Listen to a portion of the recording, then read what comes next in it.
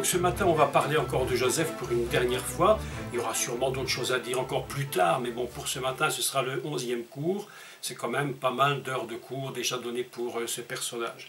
Donc, nous allons aujourd'hui, je voudrais aujourd'hui expliquer comment la force de Joseph, de Yosef, ce qu'on appelle la force du salut fondamental d'Israël, va intervenir jusqu'au moment où Yeshua va lui-même se révéler.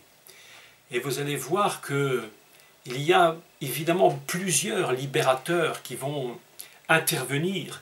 Et lorsque les forces libératrices vont s'additionner les unes après les autres, va apparaître celui qui est le Mashiach, Yeshua. Parce qu'il porte en lui toutes les différentes forces de chacun de ces personnages.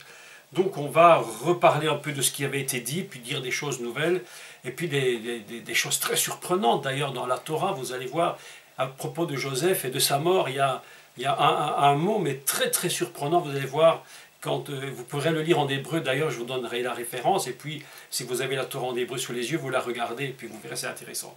Donc on va lire, je voudrais d'abord dire une chose, qui est très intéressante lorsqu'on lit la Torah. Spécifiquement la Torah parce qu'elle a une structure vraiment particulière. J'ai pris l'habitude de regarder le premier mot de la Torah, par exemple. Vous le connaissez tous, on l'a dit 1 milliard de fois. Il s'agit donc du Bereshit, qu'on peut évidemment traduire par le projet, mais encore, le mot projet initial divin, c'est encore très limite comme explication, puisque Dieu est... Est-ce qu'on peut dire que Dieu fait vraiment un projet, peut-être, oui, ou je ne sais pas, mais je pense que c'est plutôt sa nature telle qu'elle est, et que le Bereshit est vraiment sa nature divine fondamentale. Et que dans cette nature, évidemment, nous, en tant qu'humains, ici-bas, donc, nous comprenons le mot projet.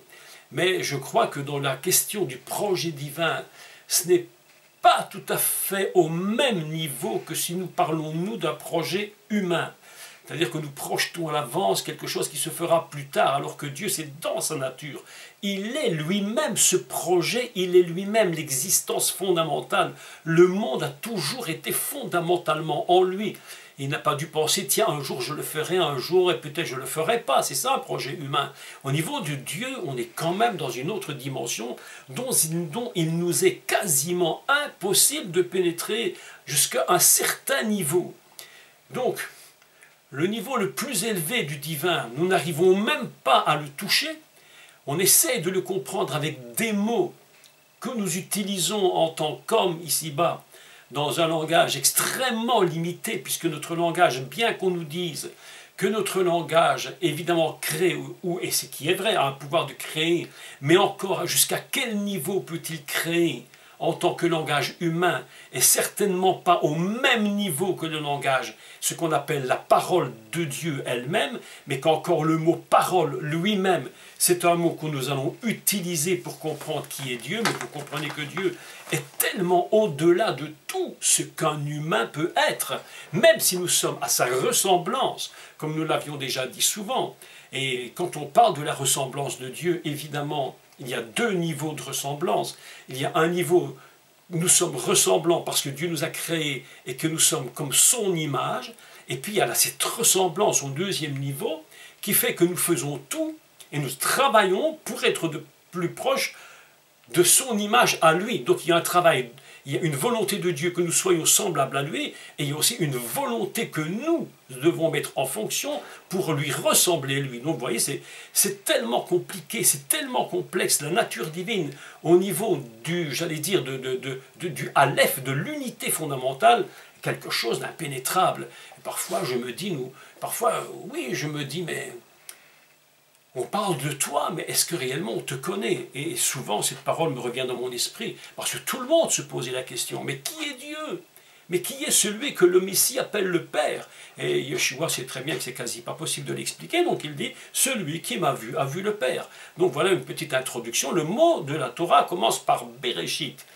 Et puis voilà que le dernier mot de la Torah, lui, alors là, il termine par Israël. Ça commence par le projet, et ça se termine par Israël, qui est réellement, et je le crois, le projet fondamental de Dieu pour le salut de cette humanité.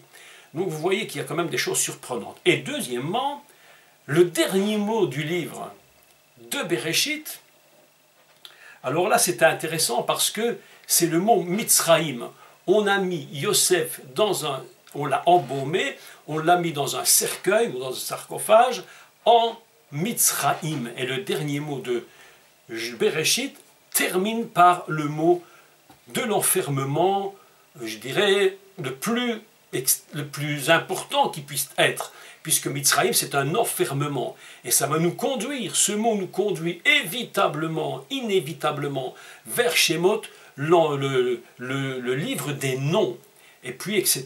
Vous voyez que les 5 livres vont progressivement expliquer la délivrance et comment cela va se faire par le projet, et puis les noms, et puis la loi, et puis évidemment le désert, et puis la sortie. Enfin, c'est un enchaînement absolument extraordinaire. Comme d'ailleurs, j'avais un jour, je crois, expliqué comment ça pouvait s'expliquer par rapport aux 5 portiques qui se trouvaient en Israël, vous savez, là où Jésus, le Messie, a guéri cet homme qui était malade. Et voilà, donc nous sommes arrivés au moment où Yosef va faire une déclaration très importante. Nous allons la lire ensemble, parce que je crois que... Alors ça se trouve... Voilà, ça se trouve dans le Bereshit 47. On va le lire lentement. Et vous allez voir ce que Joseph va dire. Et on va se poser des questions par rapport à ce qu'il dit. Parce qu'il va faire quelque chose de particulier. Ça n'est pas anodin. Vous savez qu'on vous l'a dit, vous le savez évidemment. Puis tout juif versé dans la Torah, tout rabbin, tant soit peu, je dirais, versé dans les choses de Dieu et de la Torah, vous diront qu'il n'y a rien d'anodin dans les écrits de ces livres, parce que si c'est écrit, c'est qu'il y a une raison. C'est écrit, donc il y a un sens. Et nous le lisons. Bereshit 47, verset, lisons à partir du verset 27. Donc Israël habita dans le pays de Mitzraïm, dans le pays de Goshen. Ils eurent des possessions, ils furent féconds et multiplièrent beaucoup. Déjà ici, il y a déjà tellement à dire sur ce verset, que je vous annonce à l'avance, si par hasard vous êtes dans le quartier au mois d'octobre en Belgique, je vais faire une conférence sur ce texte. Une conférence, on m'a demandé de parler, vous allez voir, c'est assez extraordinaire. Yaakov vécut 17 ans dans le pays de Mitzraïm, et les jours des années de la vie de Yaakov fut de 147 ans. Lorsqu'Israël approcha du moment de sa mort, il appela son fils Yosef et lui dit : « Si j'ai trouvé grâce à tes yeux, mais je te prie, ta main sous ma cuisse et use envers moi de bonté et de fidélité, ne m'enterre pas en Mitzraïm. Quand je serai couché avec mes pères, tu me transporteras hors de l'Égypte et tu m'enterreras dans le sépulcre. » Yosef répondit : « Je le ferai selon ta parole. » Yaakov dit : « Fais-moi le serment. Fais-moi le serment. » Et Yosef en fit le serment. Puis Israël se prosterna sur le chevet de son lit. On va lire un deuxième texte. Et lui, maintenant, c'est ce qui se produit après la mort d'Israël, de Yaakov. Genèse, Bereshit 50, dernier chapitre. Et nous lisons à partir du verset la moitié, 24. Voilà, 24. Yosef dit à ses frères : « Je vais mourir, mais Dieu vous visitera, et il vous fera remonter de ce pays-ci, dans le pays qu'il a juré de donner à Abraham, à Yitzhak et à Yaakov. Joseph fit jurer les fils d'Israël en disant, donc il leur fit faire un serment en disant, « Vous ferez remonter mes eaux. » Yosef mourut, âgé de 110 ans, on l'embauma et on le mit dans un cercueil en Égypte. Et voilà comment se termine, très étrangement, le livre de Bereshit. Joseph est mis dans un cercueil et pas n'importe où en Égypte. Pourquoi avons-nous lu le texte précédent, celui-ci? On va constater que les trois patriarches, Abraham, Yitzhak et Yaakov, eux sont enterrés en terre de Canaan. Pourquoi? La question se pose évidemment. Pourquoi Yosef lui-même n'a pas été enterré directement? Il aurait pu dire aussi, puisque mon père, nos patriarches, nos pères, Abraham, Yitzhak, Yaakov, sont enterrés en terre de Canaan, moi aussi, je ne veux certainement pas rester ici. Je ne veux pas qu'on m'enterre ici, conduisez-moi directement dans le lieu de ma sépulture. Alors vous voyez que, quelle est la question, quelle est la réponse, puisque rien n'est hasard.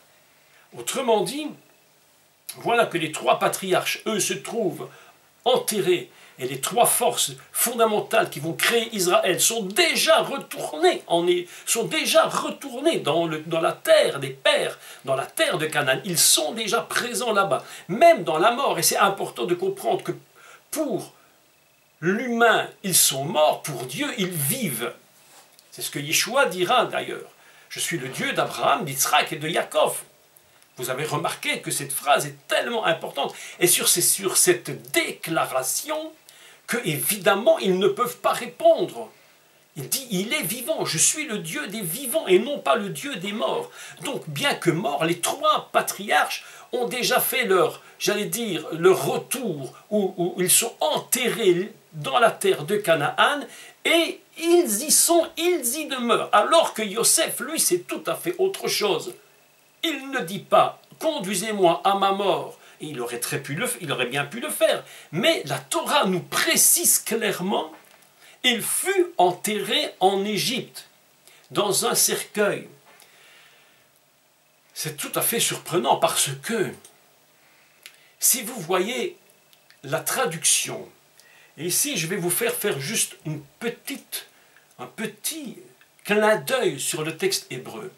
Vous savez que, pour dire le vivant, on dit Chai, l'arbre de la vie, Etz Chaim, qu'on devrait peut-être plus traduire par l'arbre des vivants ou l'arbre qui a des vies. Et d'ailleurs, l'arbre qui a des vies, c'est exactement ça, puisqu'on sait que lorsque Dieu va former son Adam, il est écrit Vaïtser. Et les rabbins nous font remarquer qu'évidemment, dans le Vaïtser, il y a une faute. Il y a une erreur, c'est une faute de conjugaison. On ne devrait pas dire Vaïtser avec deux yud. On ne devrait dire qu'avec un seul yud. Mais voilà que la Torah nous montre clairement que Dieu a décidé de former son homme avec deux niveaux, deux yud, et que l'arbre de la vie, Etz Chaim, a deux yud. Voilà donc que la vie se dit Rai. Beaucoup de personnes s'appellent Rai en Israël. Écoutez ceci maintenant, tout à fait étrange. Si vous prenez le texte hébreu, vous l'avez sous vos yeux, et vous l'avez regardé, vous allez constater que lorsqu'on parle de embaumer Yosef en Égypte, on l'a mis dans un cercueil, Yosef est mort, et Dieu est en train, c'est comme si Dieu disait, voilà, je vais attendre quelque chose, jusqu'à ce que je puisse remettre le yud devant et révéler véritablement quelle est cette force. Et comme si Dieu disait, je suis en train de cacher la force. Et pourquoi Dieu est-il en train de cacher la force de la vie? Pourquoi est-il en train de cacher? Pourquoi veut-il que Yosef soit enterré en Égypte et non pas dans la terre de Canaan? Parce qu'il faut que la force de la libération demeure en Égypte jusqu'au moment où Israël lui-même sera libéré. Il faudra que cette force accompagne le peuple. Mais pour l'instant, elle est, je vais dire, retournée. Elle est voilée, elle est cachée.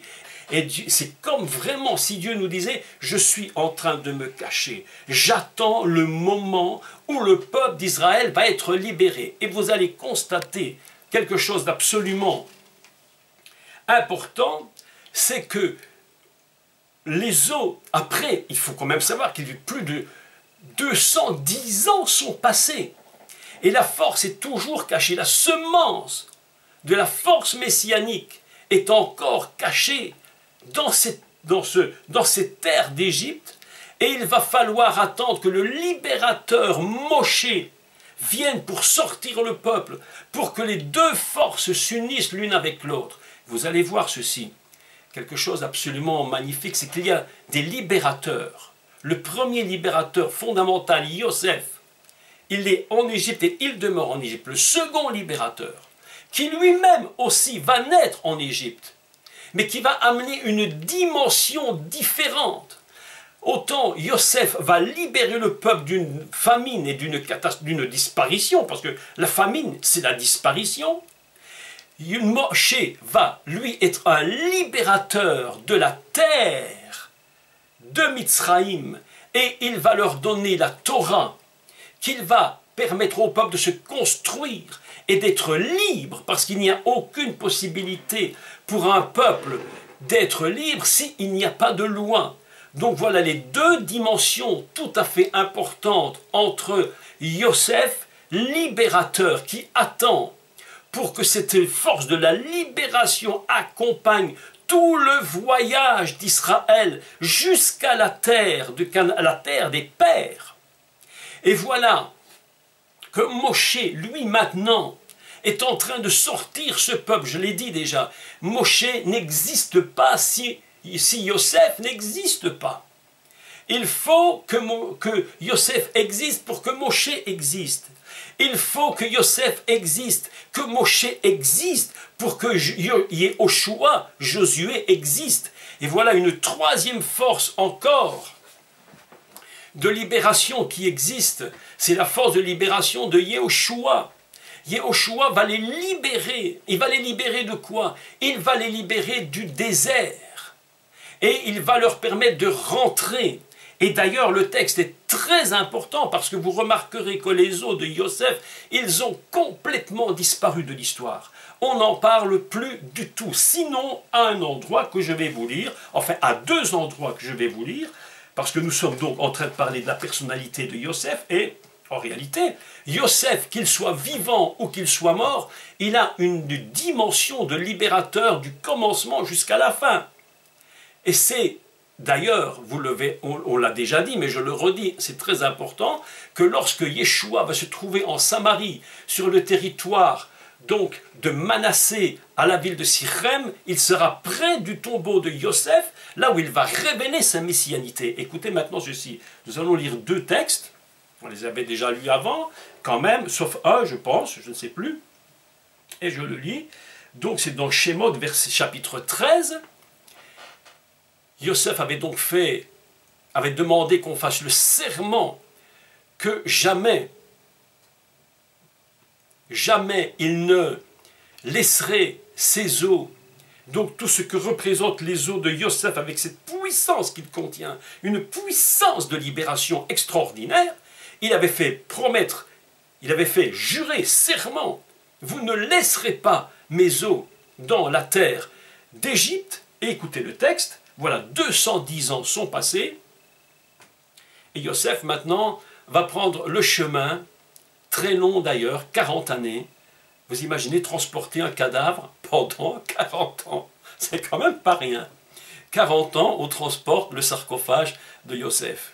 Vous savez que le mot cercueil en hébreu, on dit Aron Motim, la boîte des morts. C'est déjà très intéressant parce que si vous voyez que le mot Aaron, qui veut dire la boîte, c'est le mot également qui est repris, la même chose, qui est repris pour Aaron. Sinon que dans Aaron, le grand sacrificateur frère de Moshe, on va rajouter la lettre He, exactement comme on rajoutait la lettre He à Abraham pour former Abraham. C'est absolument insurprenant. D'ailleurs, Rachi fait remarquer que le cercueil de Yosef était placé près du lieu où se trouvait le Haron, c'est-à-dire l'arche de l'Alliance. Oui, c'est surprenant quand même. Hein? Donc lisons un peu le texte dans Shemot, chapitre 14, Yud Dalet, et au verset 17. Commençons à 17. Lorsque Pharaon, ou Paro, laissa aller le peuple, Dieu ne le conduisit point par le chemin du pays des Plishtim, quoique le plus proche. Car Dieu dit, le peuple pourrait se repentir en voyant la guerre et retourner en Égypte, donc en Mitzraïm, en terre d'enfermement. Mais Dieu fit faire au peuple un détour par le chemin du désert, je le lis en français, hein, on avait déjà parlé de ça, vers la mer Rouge, bien que le mot vers la mer Rouge, vers n'est pas écrit, mais enfin lisons-le en français, du chemin du désert vers la mer Rouge, les enfants d'Israël montèrent en armes hors du pays d'Égypte, Moshe prit avec lui les os de Yosef, car Yosef avait fait jurer les fils d'Israël, disant, Dieu vous visitera, ou littéralement se souviendra de vous, et vous ferez remonter avec vous mes eaux loin d'ici. Voilà que la force messianique en Yosef est en train de sortir d'Égypte. Je vous avais dit que c'est la première fois ici qu'on parle de la sortie des eaux. Pourquoi? Lorsque le peuple d'Israël va sortir d'Égypte, la Torah nous enseigne qu'ils ont pris toutes sortes de biens, des richesses, vous savez, ils ont dépouillé les Égyptiens, et nulle part, il est écrit qu'ils ont emmené les os de Yosef. C'est seulement à partir du moment où ils vont se trouver face à la mer Rouge que tout à coup, la Torah nous dit, mais attention, je vous rappelle que Moshe avait pris les os de Yosef. Ah bon? Et c'est surprenant. Pourquoi? Parce que la Torah ne nous dit par exemple pas que c'est le peuple d'Israël qui a pris les os de Yosef. Elle dit non. Elle ne dit pas cela. Elle dit c'est Moshe qui l'a fait. Et je crois qu'il y a une raison. Je crois que la raison pour laquelle il ne dit pas que c'est Israël, mais que c'est Moshe, bien qu'on est évidemment certain que le peuple, c'est lui qui l'a fait. C'est pas Moshe tout seul qui a pris le cercueil, qui l'a transporté, évidemment. Mais pourquoi la Torah nous dit que c'est Moshe qui l'a fait? Parce que je crois très sincèrement qu'il fallait que Dieu nous montre que les deux forces étaient en train de s'ajouter une à l'autre. Moshe prit avec lui les os de Yosef, et les deux forces sont en train de s'ajouter. Et pendant les 40 ans de désert, les deux forces ne cesseront d'être ensemble. C'est Moshe qui emmène les os de Yosef. Et c'est le peuple, évidemment, qui va constamment savoir que Yosef est avec eux et dans la tête du peuple d'Israël. Évidemment, ce n'est pas anodin. Vous comprenez bien que le peuple se rend compte que la promesse qui est faite est en train de s'accomplir, le serment qui avait été dit est en train de se faire, mais alors la référence, alors Daniel, tu me demandes la référence de quel texte? Alors tu m'écris la référence, je regarde et je te dis, d'accord? Alors voilà que les deux forces sont en train de s'ajouter, et c'est pourquoi la Torah nous dit que Moshe emmena avec lui les os de Yosef. Les enfants d'Israël montèrent en armes. Moshe prit avec lui les os de Yosef, car Yosef avait fait jurer les fils d'Israël en disant « Dieu vous visitera ». Voilà donc que dans Shemot 14, 18, les deux forces sont en train de s'ajouter. On continue et nous arrivons maintenant au texte absolument important, puisque de nouveau, la force messianique est cachée. La force de libération est présente, mais pas encore totalement révélée. Et pendant tout le voyage, depuis le moment de sa mort, la force s'est cachée. Tout le voyage, on transporte Yosef, mais la force n'est pas encore remise, j'allais dire, en lumière. C'est le Mashiach qui va révéler véritablement la force messianique dans son accomplissement.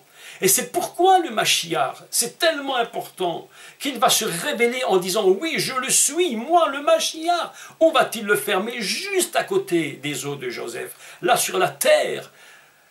de Samarie, dans le territoire de Manassé, à la ville de Sichem. Mes amis, écoutez-moi bien. Dieu agit souvent en faisant les choses d'une façon voilée. Nous ne comprenons pas, même pour nous-mêmes, très souvent, ce qui se produit dans nos vies. Dieu est un Dieu qui se cache. Il fait beaucoup de choses pour nous, mais en secret. Il est caché. Et mais à un moment donné, il faut que la chose se révèle. Et voilà que nous lisons le texte maintenant dans le livre de Yehoshua, Josué. Écoutez bien.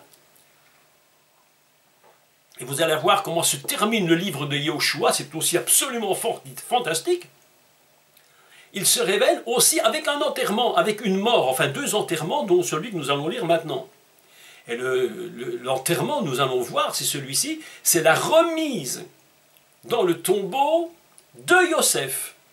Pendant tout le voyage du peuple d'Israël dans le désert, on ne sait qu'une fois que les eaux sont sorties, et on ne sait même pas ce qui se passe par rapport à ces eaux, où ils se trouvent véritablement, on ne dit plus un mot. Et voilà que Yehoshua prend le contrôle maintenant, parce que mon serviteur Manché est mort, et il dit à Yehoshua, voilà, maintenant tu vas prendre la direction du peuple, et tu vas toi leur donner cette terre. Autrement dit, Yehoshua devient le libérateur du désert. Le premier, le libérateur d'une famine et d'une destruction annoncée, Yosef. Le deuxième, libérateur de la terre d'Égypte et le don de la Torah. Le troisième, libérateur du désert pour rentrer dans la terre de Canaan. Et voilà que le peuple rentre, et vous connaissez Jéricho, la prise de Haï, etc., etc. Et on ne parle toujours pas de Yosef. C'est encore complètement caché. On ne sait pas. Il est toujours là. Il suit avec eux toute la prise de Jéricho. Yosef est là, il est avec eux. La puissance qui est là est avec eux. Le libérateur caché, mais est vraiment là. Prise de Haï, la même chose. Et on continue, et on continue, et on continue. Et on arrive à la fin du dernier chapitre de livre de Yehoshua, verset 24, et je le lis avec eux. Verset 32. 24-32, livre de Josué, les os de Yosef que les enfants d'Israël avaient emportés d'Égypte furent enterrés à Sichem, dans la portion du champ que Jacob avait acheté des fils de Ramor, père de Sichem, pour 100 kessitas et qui appartient à l'héritage des fils de Joseph, Éphraïm et Manassé. Et voilà maintenant qu'on apprend que les os du libérateur viennent d'arriver dans la terre et il est enterré à Sichem, la ville de Sichem, et il va rester là. Il va rester là et il attend une chose. Il attend que la révélation messianique soit faite. Et nous voyons maintenant, alors il y a encore une autre dimension à laquelle nous devons penser, et qui est une libération, qui est une dimension messianique, mais qui, elle, va se révéler un peu plus tard, je dirais une trentaine d'années plus tard. C'est la dimension davidique. Il va apporter la dimension royale. Il va dire fils de David, le roi, le Meller. Ainsi, il faut que le Messie regroupe en lui-même toutes ces forces différentes.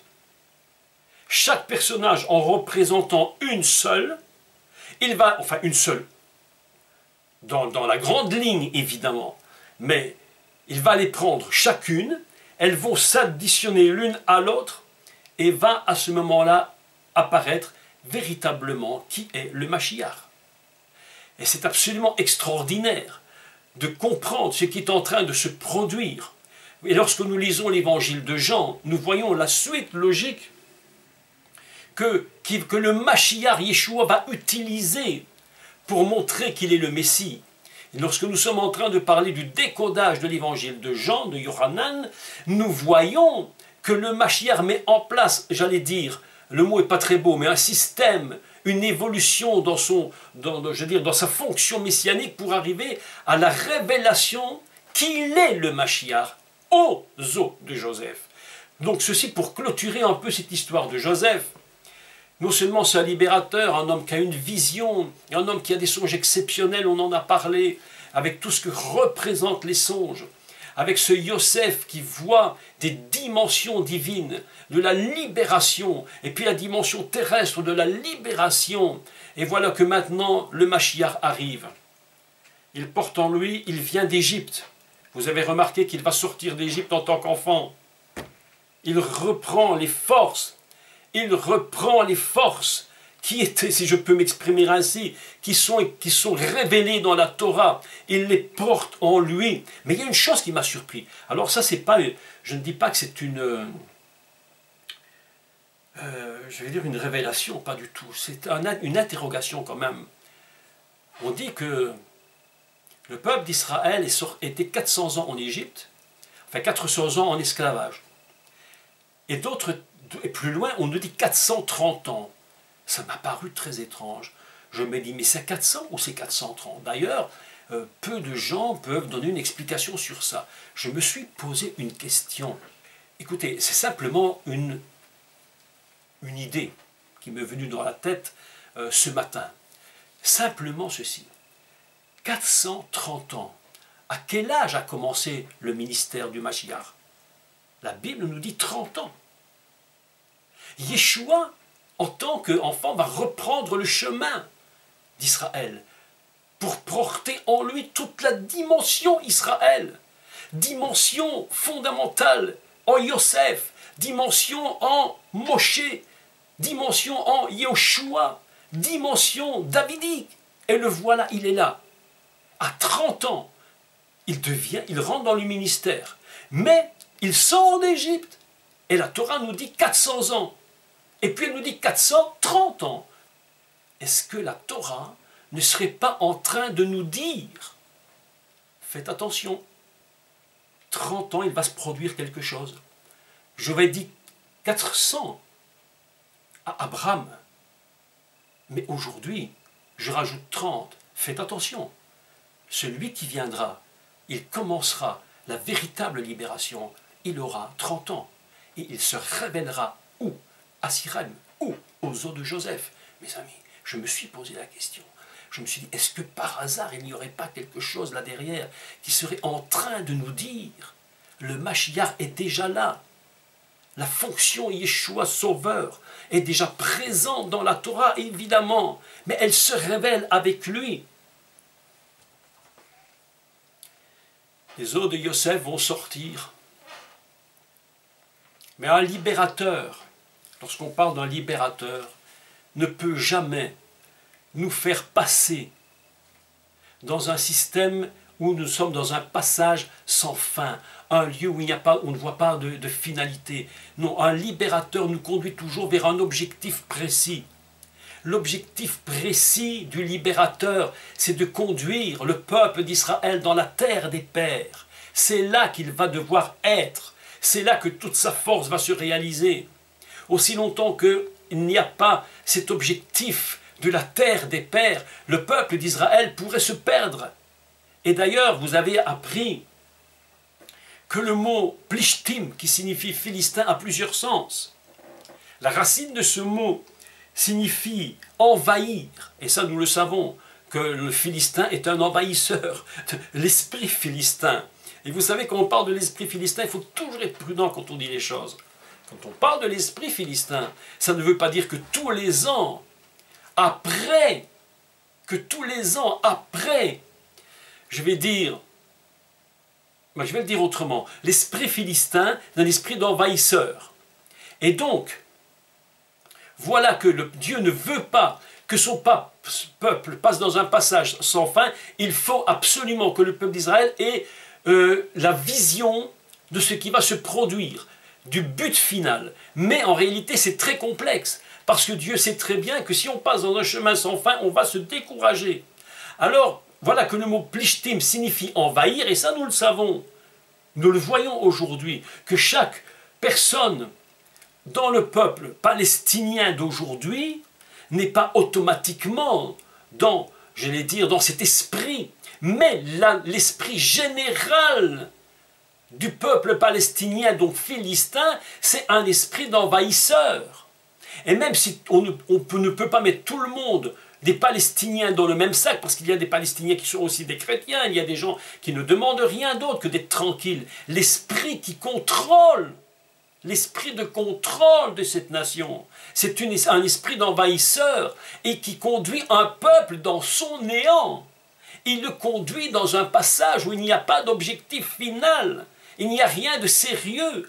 Et c'est pourquoi aujourd'hui, même encore, l'esprit palestinien conduit son peuple dans le néant complet. Parce que Plishtim, cette racine, signifie aussi un passage, mais sans objectif. C'est pourquoi Dieu ne veut pas que le libérateur Yosef lui-même passe par cet endroit. Il ne faut pas qu'il passe par là. Il faut qu'il passe par un endroit différent qu'on appelle quoi? La mer français, disons français, tout le monde va se comprendre, la mer Rouge. Et lorsqu'on, écoutez, parce que lorsqu'on traverse la mer Rouge, qui traverse la mer Rouge? Évidemment Moshe, mais qui? Le peuple d'Israël, évidemment, mais qui? Mais les eaux de Yosef aussi. Tous sont obligés de passer par cette eau, dont il est écrit qu'elle est une image du baptême. Et voilà que Yosef et le Mashiach lui-même sort de l'eau. Nous sommes en train de faire un décodage messianique extraordinaire. Il faut que le Mashiach Yeshua contienne la force messianique fondamentale en Yosef. Il va sortir d'Égypte. La Bible nous dit, un ange parle à Yosef. Je ne redis pas tout, j'avais déjà fait le cours là-dessus. Elle lui dit, va en Égypte. Et puis il est dit, l'ange apparaît de nouveau et lui dit, sors avec le petit enfant d'Égypte. 30 ans plus tard, le Mashiach apparaît. Extraordinaire. En plus de cela, il passe Yosef par les eaux de la mer Rouge et le Mashiach sort par les eaux du baptême. C'est totalement prophétique. Totalement prophétique. Vous savez, il y a quelque chose, vous savez, dans le texte hébreu, il y a des mots très surprenants. Bon, je vous l'ai dit tout à l'heure, le mot raï, c'est la vie. Lorsque vous inversez le mot, c'est embaumer, mettre dans un cercueil. Vous imaginez, quand vous retournez le mot. Lorsque le Mashiach revient, on retourne le mot. Mais il y a des mots comme ça en hébreu qui sont absolument extraordinaires. Et il y en a que je voulais dire qui viennent m'échapper à l'instant, mais ça va me revenir. Voilà donc, ah oui, voilà, lorsque le peuple d'Israël traverse dans la mer Rouge, alors on utilise Bétor. Bétor, c'est dans la mer. Et lorsque lorsque les Égyptiens, eux, veulent rentrer dans la mer, vous pouvez vérifier dans la Torah, vous allez voir, c'est écrit tel que je vous le dis, on ne dit pas Bétor, on dit Altor. Je me suis dit, mais c'est encore ça? En fait, Bétor, c'est dans le cœur même de l'eau. Altor, c'est sûr. C'est sûr. Ils n'ont pas pu, ils veulent faire ce qu'Israël fait, mais ils n'ont pas la même dimension. Le peuple d'Israël est capable de rentrer dans l'eau et de la traverser. Le peuple des Égyptiens, lui, ne peut pas le faire. Il est Altor. Il est sûr. Il est sûr. Le peuple d'Israël, il est Bétor. Il est à l'intérieur. Il ne faut pas confondre. Lorsque les gens veulent faire la même chose, le même miracle, la même œuvre que quelqu'un que Dieu a choisi, ils veulent faire exactement la même, ils ne rentreront jamais dans la profondeur du miracle. Et ce qu'ils vont faire ne va pas les construire, mais va mais considérablement même les détruire. C'est pourquoi le peuple d'Israël, il est Bétor, et le peuple égyptien, il est Altor. Il est sûr. Le milieu, le peuple, il est à l'intérieur, dans le cœur même du miracle. Mes amis, je suis convaincu que la Torah est en train de nous révéler des choses exceptionnelles, absolument exceptionnelles concernant notre Seigneur. 30 ans, et le Mashiach se révèle. Et vous savez comment il se révèle? Écoutez, c'est extraordinaire. L'évangile de Yohanan nous dit, au commencement, tout est dans le commencement. Il reprend le début de l'humanité. Il reprend le commencement du projet initial. Et Yohanan le révèle. Jean, qui donc le Baptiste, disons Jean le Baptiste, on va le comprendre, va le révéler. Il dit, je suis venu pour révéler le Mashiach. Et que se fait-il? Le Yeshua sort de l'eau. Deuxième chose, avant de révéler qu'il est le Messie, il va à Cana. Il révèle qui il est. Il révèle qui il est. Puis, il parle à Nicodème. Il lui dit, mais il faut que tu saches que là-haut, c'est de là qu'il faut naître, qu'il faut sortir. Il est en train de mettre les différents jalons de ce qu'il va révéler être. Troisième chose, et là c'est vraiment magnifique, il y a une discussion entre les disciples de Yeshua et les disciples de Jean-Baptiste. Et Jean-Baptiste va répondre, il va utiliser une notion qu'ils comprennent très très bien. C'est la notion de l'époux et de l'épouse. Si vous relisez le texte, vous allez voir, exceptionnel. Et là, évidemment, tout juif très conscient de ce qui se passe se rappelle du Cantique des Cantiques. Et il dit, je cherche mon bien-aimé. Elle dit, et la bien-aimée est là, elle attend son bien-aimé. Elle dit, je suis malade d'amour, j'ai besoin. Quelque chose doit se produire. Il faut que l'époux rencontre l'épouse. Texte suivant, les noces de Cana. Nous allons parler bientôt. Les noces de Cana. Texte suivant.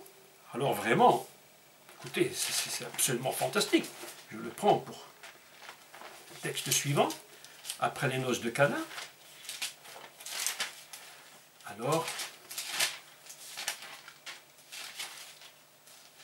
voilà. Donc les noces de Cana, puis les naître de nouveau, et puis l'épouse, et puis texte suivant. Après l'épouse,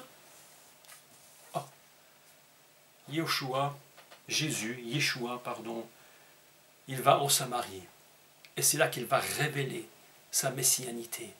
Autrement dit, l'histoire de Yosef, elle s'est accomplie, mais point par point, à travers le Mashiach Yeshua. Point par point. Et c'est pourquoi la Torah nous enseigne que les os de Joseph ont une importance tellement grande, et que même mort, il parle encore. Aujourd'hui, lorsque les Palestiniens vont essayer de détruire la tombe de Yosef, vous comprenez bien que ce n'est pas pour rien. Ils savent ce que représentent ces os de Yosef. Quelques mots que je voulais vous dire sur Yosef. Pour clôturer, on commence avec sa vie, on termine avec sa mort, et en réalité sa mort n'est que la vie. Sa mort n'est que la vie. Et le mot, les os de Yosef, nous parle de la puissance de la vie. Et je crois que Dieu lui-même, lorsqu'il a donné ces textes, il avait utilisé d'un génie extraordinaire.